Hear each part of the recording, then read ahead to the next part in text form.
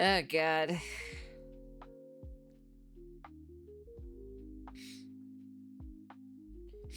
Yeah, I've seen that too as well. Yeah. Speaking of which, anyways, when collecting Pokemon ruins your life. Dude, Pokemon sure is a pretty fun topic to talk about, to be honest. Is this like a top 10, like top 10 criminals or something like that? That ruin their life over a piece of plastic? Oh, well, not piece of The plastic. Pokemon card market is out of control. Barren store shelves, prices have skyrocketed, scalpers are running amok, and scams are everywhere. 3 people are behind bars for stealing thousands in Pokemon cards. People are literally resorting to crime to get their hands on them. Rare Pokemon cards and booster packs are portable and easy to liquidate online for fast cash. You can sell them virtually anonymously. It's perfect fodder for criminals. Today we'll be examining the dark side of the Pokemon card market and the ridiculous crimes people have committed to get their hands on valuable cards. They took a sledgehammer, broke through the drywall. What the fuck? The axe-wielding Pokemon pillager. What? This has to be one of the most unique Pokemon robberies I've seen. And that's saying a lot in a video where some dudes literally tunnel through a damn wall to get to something. The axe wielder is unique because both his robbery and arrest were captured on camera. His reign of Pokemon banditry ending in a snowy tumble. Put your hands behind your back. It's January. What? No way. That's it right there. An axe-wielding Pokemon thief? 24th, 2026, 2:30 in the morning. Location, Edmond, What the Oklahoma. hell is The this? town is dead quiet, and for good reason. A winter storm was passing through, making the roadways dangerous. Though one particular Pokemon card hunter saw the emptied out town as an opportunity. Jacob Mize, a real-life version of the thug trainer archetype, had plans for a robbery. No banks, no pawn shops or jewelry stores. This guy planned to rob Breakpoint Cards and Collectibles, a local trading card outfit. Braving the wintry blast, Jacob arrived at the front door of the establishment, but it was locked. Damn, time to go home. Psych. He then produces a large woodcutting axe and smashes his way into the front of the business with it. If you need an HM slave for cut, this is your guy. Surveillance footage then shows Big Jake skedaddle over to the shop's large display case, and he starts smashing the shit out of it, snatching many of its rare cards, and he flees the scene, the whole shakedown lasting about 30 seconds. And Jacob is now on the run in a winter wonderland. And just you wait, his crime spree isn't quite finished. Meanwhile, Breakpoint's break-in had actually triggered an alarm, which notified store owners Chandler Ogle and Ryan Alvarado. They notified the police and rushed to the shop themselves to see what the deal was. When they arrived, Jacob was nowhere to be found, but a huge fucking mess was. Along with finding the suspect's woodcutting axe, they found themselves burgled of a litany of trading cards, including high PSA graded Pokemon cards and valuable baseball cards as well. Close to 25 items had been stolen, an estimated $30,000 bounty jacked in less than a minute. Police reviewed the CCTV footage and put out an advisory. Be on alert for a man wearing a hoodie, sweatpants, and black shoes. A pretty vague description, but given how dead the city was at the time because of the weather, what used to be Jacob's advantage was now starting to work against him on the run. The snow would soon become a big problem for Jacob.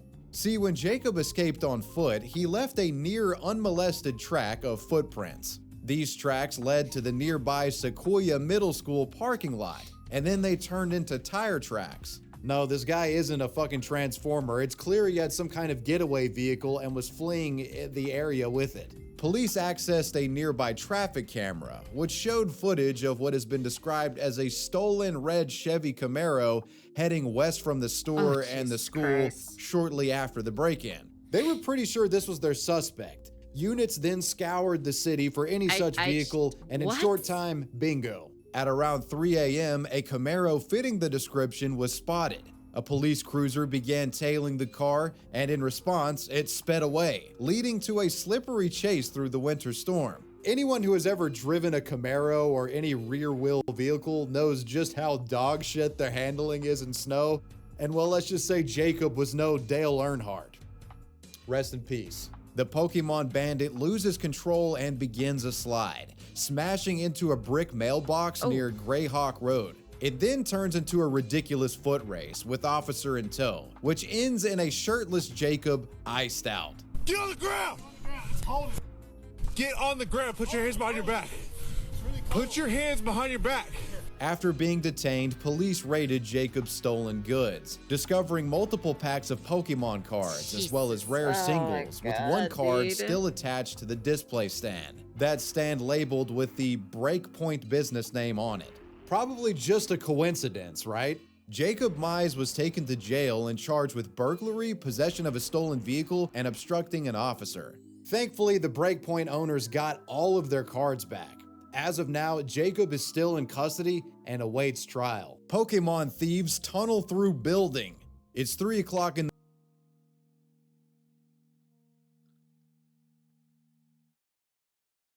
Are you telling me these guys are like master plot geniuses that are thinking of building a tunnel into the store itself?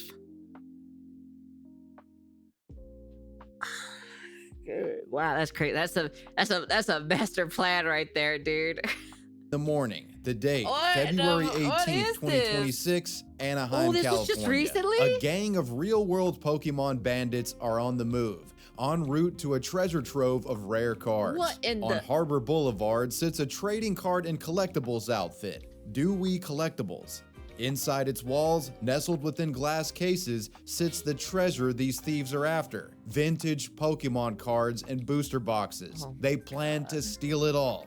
But Dewey Collectibles was going to be a tough nut to crack. You see, because of the valuable hoard within its walls, the shop had been subjected to burglaries before. So its owner, a man named Dewey Pham, this guy got fed up and decides to thief-proof the place once and for all, installing a functionally impenetrable steel gate in front of his shop. The gate would protect its doors and windows from any Team Rocket wannabes wanting to break in during the night. But our thieves here, they apparently knew about this gate and weren't worried about it in the slightest. They weren't going through it. These guys were going to dig around it. Yeah. What? Instead of attempting to brute force their way through the gate with some sort of ridiculous vehicular ramming, our Pokemon thieves did something even more absurd. They broke into the neighboring business, Help You Save Insurance, by smashing through its glass door. From there, these guys, using sledgehammers, literally tunneled through the shared wall between the two stores to gain access to the Dewey Collectibles interior. Help You Save, more like help you rob the neighboring business. You gotta up the security. Security cameras captured masked suspects climbing through the freshly dug tunnel, and they immediately got to work smashing cases filled with rare cards, the whole operation seeming curiously rehearsed. They went straight for the high-dollar Pokemon singles, stuff they could pocket easily. The group is heard coordinating in calm voices as the place is robbed blind. But then about 10 minutes into the heist, one of the crooks triggers an alarm. So they begrudgingly end their collect-a-thon early and leave through the tunnel from whence they came.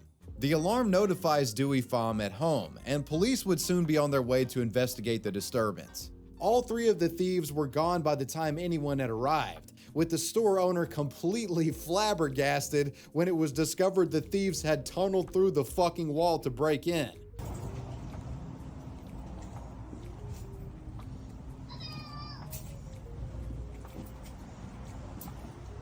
Oh, there were nothing here. They broke that one. Over here. Oh my, you can see the hole. Camera still there. Dude, that is fucking, dude, that's so fucking, oh my god, it's so fucking crazy, dude. Dude, these thieves are on a whole nother level, man. Wow, dude. That's crazy to see that. I don't know. Not touch. As for the losses, estimates range widely. Some reports place the stolen merchandise as high as $180,000 in Pokemon cards gone missing, with at least one card being valued at $10,000. Many of the store's display cases were completely emptied. It was a proper swindling. And staff at the card shop believed that this was no random targeted burglary, but a more pre-planned, scouted endeavor by the Pokemon pillagers.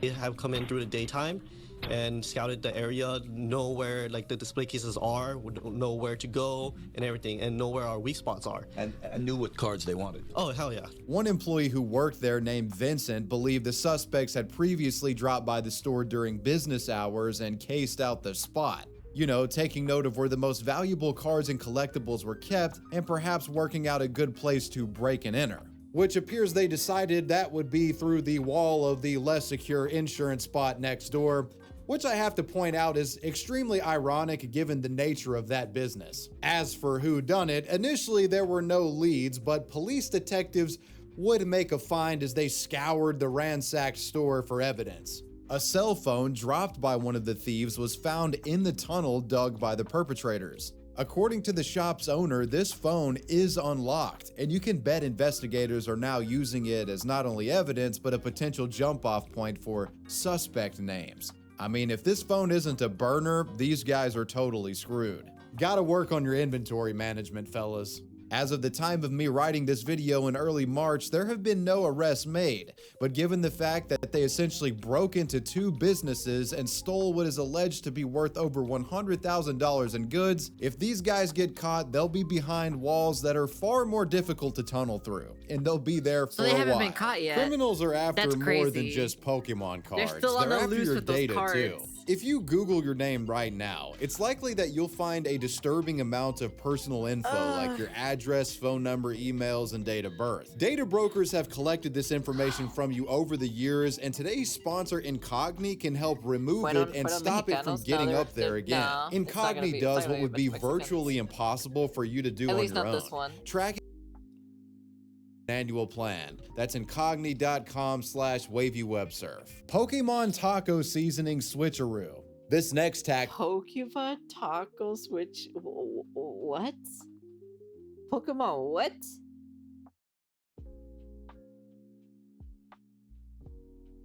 Pokemon taco seasoning switcheroo. This next tactic of Pokemon theft is so genius, I wish I thought of it first. I'm kidding. Don't do this. From July 2025 to February 2026, 39-year-old Florida man Keith Wallace had been targeting a number of Target retail stores with a diabolical Pokemon plundering tactic. Keith would go to these stores and while inside pick up 2 item types. He'd get expensive Pokemon card booster boxes and 99-cent taco seasoning packets that you put on ground beef. With the boxes ranging from 20 to 30 bucks, it's a big difference in price, but why am I even mentioning this and why does the price matter? Well, what Keith would do is he would use the self-checkout, and with a truly masterful sleight-of-hand tactic, would scan the Pokemon booster boxes, or at least that's what it looked like. Little did store employees know the guy had a taco seasoning pack under the box that he was actually scanning instead of the Pokemon. Bro was getting Pokemon booster packs at pennies on the dollar. Investigators allege that Keith may have been involved in around 75 thefts at Target stores spanning from Orlando to Miami, with his reported taco switching Pokemon thefts exceeding $10,000 in stolen goods. But the kicker is that bro would then take the stolen cards and sell them on eBay, generating a reported $40,000 in profit. Bro, I'm not gonna lie, this guy is kind of a legend. Sadly for our Florida man, the strategy proved too good to be true, and his cunning scheme would be exposed. Authorities would be alerted of 2 specific retail theft incidents that were reported at the Target store in Lake Park, Florida. It seems Keith went on November 8th and then came back again on November 14th, getting caught on surveillance footage using his taco seasoning swap strategy. Police were able to identify Keith and then ascertain that he was responsible for more than just those 2 incidents. Soon, cops with assistance of their money laundering unit began monitoring his personal eBay account. The cops then went undercover, initiating a controlled purchase of one of his stolen packs. When doing so, they were able to confirm that their payments were being deposited straight into Wallace's personal bank account. So they knew they had their guy. On February 23, 2026, Palm Beach County obtained an arrest warrant in Martin County, and with assistance from the Broward County Sheriff's Office, a search warrant on Keith's premises was initiated, leading to his arrest without incident. Wallace would be charged with 2 counts of felony organized retail theft and 3 counts of dealing in stolen property and 1 count of money laundering, with authorities claiming that he could face up to 90 years in prison if found guilty on all counts. You heard that right.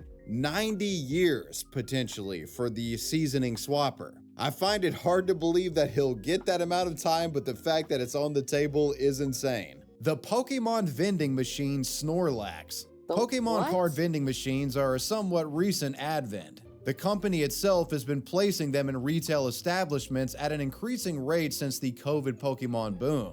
I mean, I've seen a few of them here in Nashville at like a couple Kroger locations, and the things are almost always wiped of cards. Get well soon. Inside, they have booster packs and boxes. Scalpers go crazy over these things because, well, you can sell many of these packs online for immediate profit these days. So because of this, the vending machines often get camped, with greedy scalpers buying out the whole thing before anybody else has a chance to even use it. You gotta remember, Pokemon is meant for children, by the way. In 2025, thanks to the red-hot Pokemon card market and the release of coveted booster sets, the Pokemon vending machine scalping dilemma was at its peak, leading to many interesting altercations developing.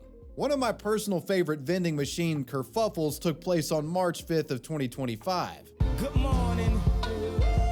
What the hell? A TikTok creator by the name of Yak9Official had arrived at a Pokemon card dispensing machine at a retail store in the San Francisco Bay Area, just after the 10 a.m. restock. The dude was eager to hit the machine and try his luck. At the time, Pokemon Scarlet and Violet's 151 set was in high demand. This was a re-release of the OG 151 Pokemon cards, albeit with like updated art. The things were hard to find, with many shops staying sold out due to the online prices being so high and, you know, people just trying to scalp the fuck out of them. The machine had some packs, but there would be competition. In a video captured by another customer, Yak9Official can be seen being confronted by a large, obese gentleman garbed in a Philadelphia Eagles hoodie. And for those of you listening to this video, it is not EDP445. As you see on screen, he's a white dude. In the footage, this Eric from Modern Family lookalike tries to shove past Yak9, getting more physical exercise in this moment than he had likely had in years. Because the audio in this video is muted and replaced with Good Morning by Kanye West, it's a bit difficult to understand why exactly this plump gentleman was at odds with Yak9. What was the deal here? The story behind this ordeal would be explained later in a comment by Yak9. Apparently, the Eagles hoodie guy had gotten to the store first, but the machine wasn't available, so it could actually be stocked. But then Yak9 appears while this dude is in his car and is preparing to use it. So when he comes back, the dude gets outraged and is like, bro, you skipped my place in line. So like Eagles guy got to the store first, but went outside, and then Yak9 showed up and was using the machine, and then Eagles guy comes back in and was like, bro, you skipped me, I get first dibs. In my book, the guy that's at the machine when it's ready to run, he's the one that gets first dibs. Not some fucking dude waiting in his car that said he was there first, but like earlier. I don't buy that. If you want to be first, you can't be fucking lazy about it. In another video captured, the Eagles man can be heard complaining to an employee, and the worker seems to back up Yak's stake of having first dibs. Thank you. Okay, I did review videos. But you've seen that I came in multiple times. This dude is crazy. According to Yak9, because of the physical altercation, police were eventually called, which led to the man allegedly being confronted by them. Quote, cops came and got him, and he fell out pretending to be hurt. They asked me if I wanted to press charges, and I said no. Within a span of a day, the TikTok went viral, with the comments calling out not just the Eagles guy, but they were taking jabs at Yak as well. I don't blame people for feeling this way. Like, it's pretty embarrassing to see two grown men squabble over cards, but I got Yak's back here on this one because screw that other guy and his Snorlaxian effort to block the machine. I mean, come on, bro. As of recently, to get ahead of the scalper situation, most vending machines now have been updated to only allow a limited amount of purchases per customer. But this is an arms race that Pokemon seems Yeah, but then you can still find a way or so to glitch the machine for it to give you more. to be losing. There's now a problem with some conniving consumers purportedly shoving debris into the card reader, causing the machine to not allow purchases to anyone. And then they return at a later time when people are gone to fix it themselves so that they can collect all of the cards. There's a number of glitches that you can use to abuse these systems. Until the supply catches up with demand, people will continue scalping the fuck out of these cards, and the market is showing no signs of slowing down. He smashed a jar of weed on bro's head for a booster pack. What? Considering how ridiculous people have gotten over Pokemon cards in recent years. People are just... People are doing all this for cardboard.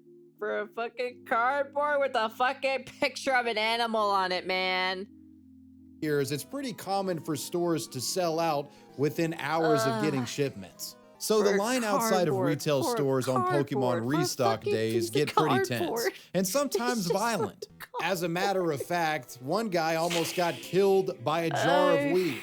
On July 5th of 2025, a GameStop in Colma, California was about to open up for business. Of course it's in California. So far, most of this has literally been in California. Oh my god. Scrap. What the hell, man? What the hell, man? Why is it always in California? On restock day. They had just re-upped their Pokemon card supply and a small line had formed, eager to get their hands on the cards. A queue was formed with one customer at a time being let in.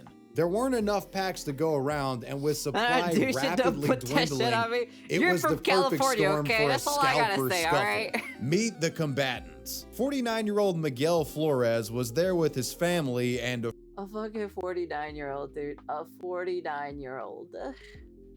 What are we doing at 49? Friend, 27-year-old Isaiah Callis. Their rival in all of this? An unnamed victim wearing a Pikachu t-shirt. According to police, Flores would attempt to cut in line at some point, which naturally caused tensions to escalate between him and the Pokemon shirt guy. Soon, the trainer's words would move to violence, and the scene gets bloody. Footage captured of the incident shows a brawl breaking out. The long-haired guy with the Pikachu shirt is getting teamed up on by Isaiah and Mr. Flores, but he holds his own pretty well. Now, aside from the random dwarf spawning from the bushes, this looks like a pretty routine street fight. But I want you to listen to this part of the video.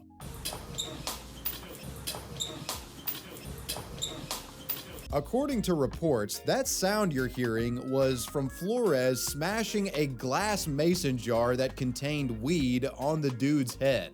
Yeah, the guy allegedly pulled the fucking thing from his inventory and just used it as a weapon mid-fight. But this jar smashing was only part one of the attack. After Flores had just busted the glass jar on the guy's dome, Isaiah then grabs one of the shards and allegedly starts stabbing the Pokemon shirt guy with it. Their two-pronged assault goes on for a little longer, but the threat of police sent them running. Flores and Mr. Callis then fled the scene in two separate vehicles, leaving their victim cut up. Suffering multiple stab wounds to the back, face, and head, this individual was transported to San Francisco General Hospital, where medical staff determined that not only did he endure lacerations and wounds, but other grave injuries, including cranial trauma and a collapsed lung, as well as an injury to his eye that led to possible permanent vision loss. Yeah, permanently injuring a guy over some damn Pokemon cards. That's where we're at now, guys. Thankfully, Mr. Flores and Mr. Callis would not evade capture for long, as apparently the victim was able to take a few photos of their license plates before they left, which greatly helped police in finding them. Both culprits were swiftly arrested, their respective vehicles found in neighboring communities. The two faced multiple felony charges, including assault with a deadly weapon, inflicting great bodily injury, and aggravated battery with serious bodily injury, and conspiracy to commit a crime. They would be booked in San Mateo County Jail. During a hearing on July 8th, 2025, Flores and Callis pled not guilty to all charges. So we'll have to see how that plays out in court. Yes, people aren't just robbing stores for Pokemon, they're actively out here trying to hurt and even possibly kill collectors over them. Don't be busting jars of weed on people's heads over Pokemon fucking crazy packs, to hear that guys. It's not that serious. The gas station Gucci Mane Pokemon thief. The gas station Gucci Man Gucci Man. Okay. All right, man. Okay. Okay. All right. Sure. On April 20th, I never thought this would get any fucking ridiculous than it needs to be for a fucking cardboard, for a piece of cardboard. 25th, 2025, at a gas station located in Visalia, California.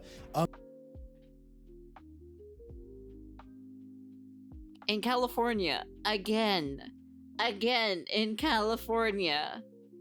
A man rushes inside the store, snatching a glass case filled to the brim with Pokemon cards. About 120 of them were in there, and the value was around $1,000. As the pudgy bandit made his escape, some of the employees followed him to his vehicle, only for the man to brandish a firearm that was tucked into his waistband and aiming it at the workers, and they were like, just fuck that, and they called Officer Jenny. The Gucci shirt wearing card collector hit the road with this horde of gas station Pokemon, eager to sell them in online markets, or who knows, maybe he had plans to win a TCG tournament. After Visalia police were made aware of the burglary, they looked at CCTV footage and were able to identify the chubby Chungus as 30-year-old Michael Baker of Fresno, California. Police had apparently been looking for the Gucci goober already, as the neck-bearded Michael had recently made it his side hustle to rob Pokemon cards, reportedly committing numerous Pokemon thefts throughout Fresno in recent time.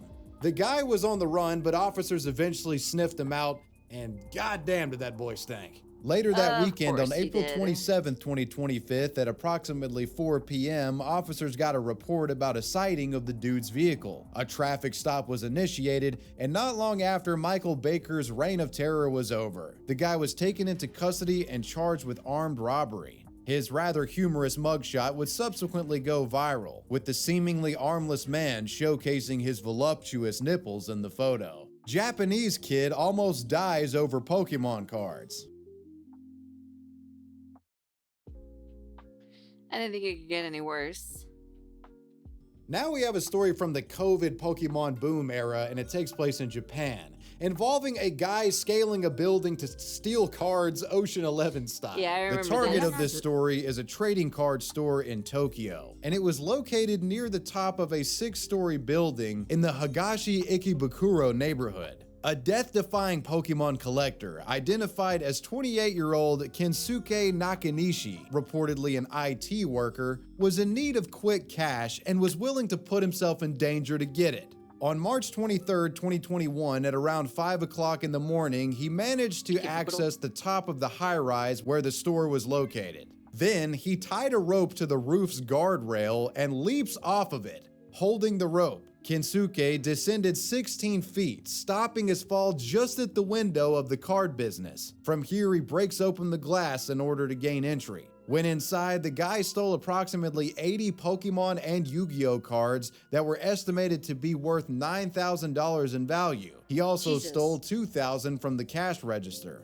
He then left the store, scaling back from whence he came, thinking that he had just committed the crime of the century.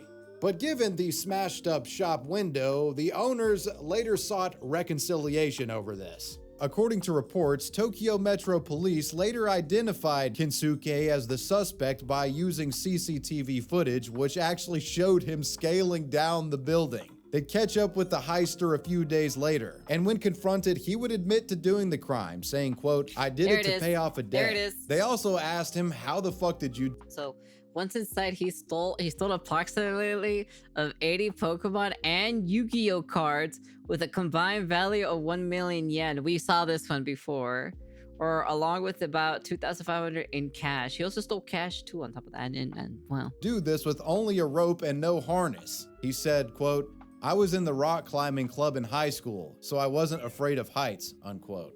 Easily the most forgivable burglary in today's video. I mean, that guy had some serious Pokeballs on him. Criminals with anime backpacks rob nerds at gunpoint. This Pokemon heist is pretty disturbing in that it put multiple people's lives in danger, but the aftermath of it has shown that there is still some good left within the Pokemon TCG community. The Poke Court was a collectible and trading card venue found in the Meatpacking District in New York City. Yep, that's Uncle's territory. That's Uncle's territory right there.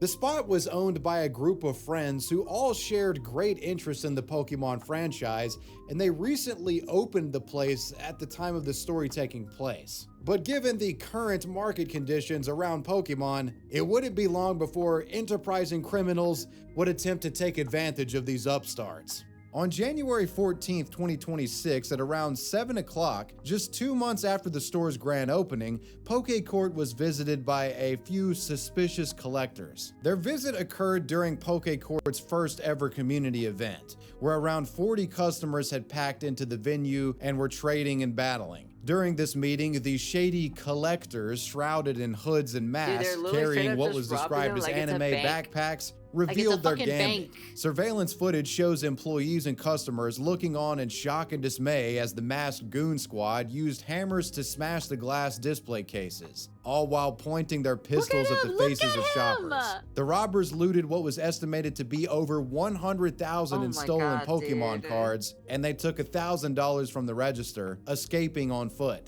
The whole ordeal itself lasted about 3 minutes. After the theft was assessed, the total calculation was somewhere in the ballpark of $116,000 in Pokemon cards lifted from the Pokecourt. The store was left a complete mess, and the owners were distraught. After all, the place had just recently been opened. A setback like this could doom the store. But detectives urged the owners of the Pokecourt not to fret, as a bit over a week after the heist, they made a break that could potentially lead to the goon squad responsible for the break-in getting caught.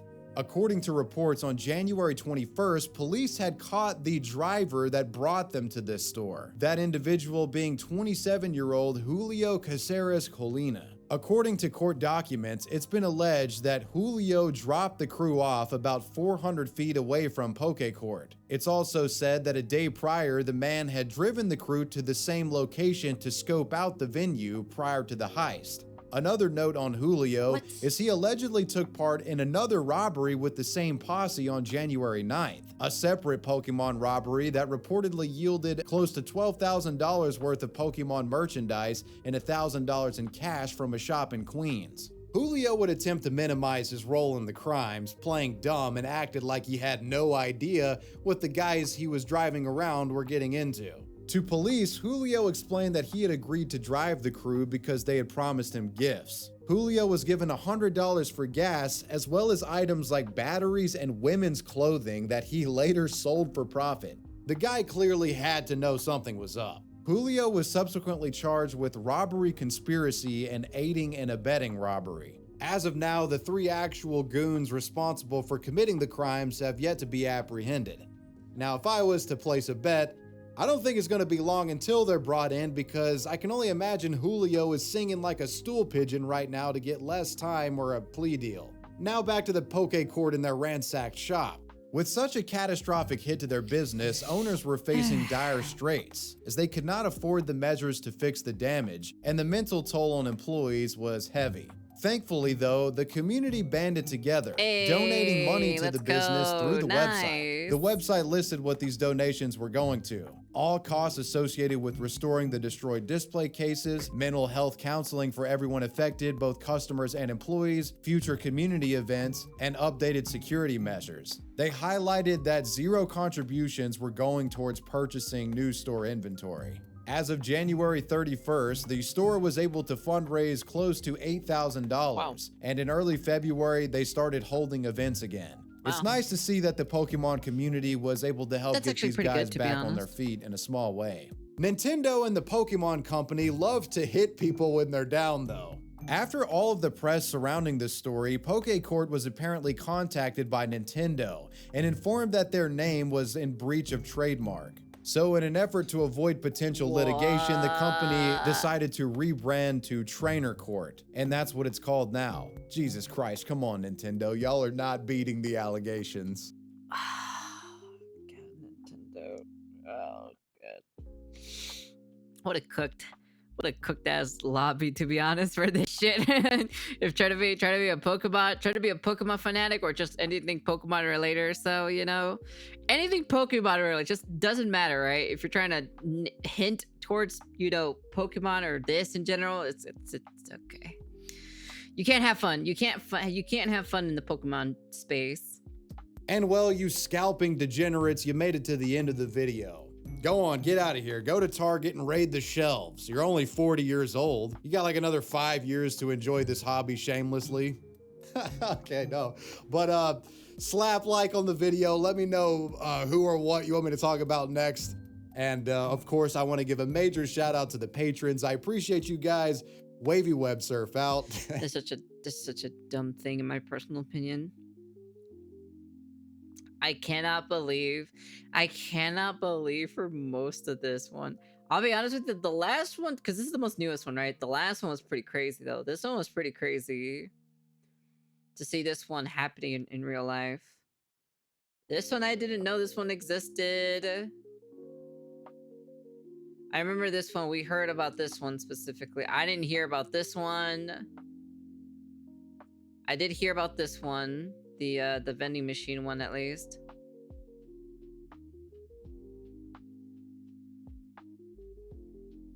This guy I never heard of. And this one I did not hear either. And then the pillager, the fucking pillager axe-wielding person. Dude, that's crazy though. Holy shit. All over for a cardboard box with a fucking picture of a fucking animal on it, dude. That's it. That's literally it. It's just a cardboard. It's just a fucking cardboard. Just a goddamn fucking cardboard. They're all doing this for a fucking piece of cardboard.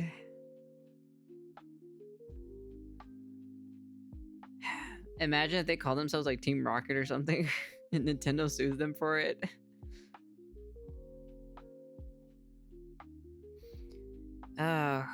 That's crazy though. What people will do for a goddamn piece of plastic, or not really a piece of plastic, a piece of cardboard with a picture on it, that's it. That's just sad. That's just sad in general of what kind of world, you know, we live in, where people do any of this shit. Well, people would do anything for money at the end of the day. There is, you know. But the cards in the bag, more like put your fucking dignity down there, to be freaking honest, because you have no dignity at this point. You've stooped so low or so where we're starting to steal Pokemon cards, but like in the most ludicrous as much as possible. I'll be honest with you, as much as this one's pretty bad or so, I give them props or so, because they decided to dig from the other side of the building into the Pokemon card building. Have you seen how Sam sniffs Yu-Gi-Oh and opens back? There's something in the cardboard. I don't know, man. In short, Scrapco got a lot of work to make Yo, Mama's got a lot of work to keep me safe. Jesus Christ. Okay, whatever, dude. Whatever.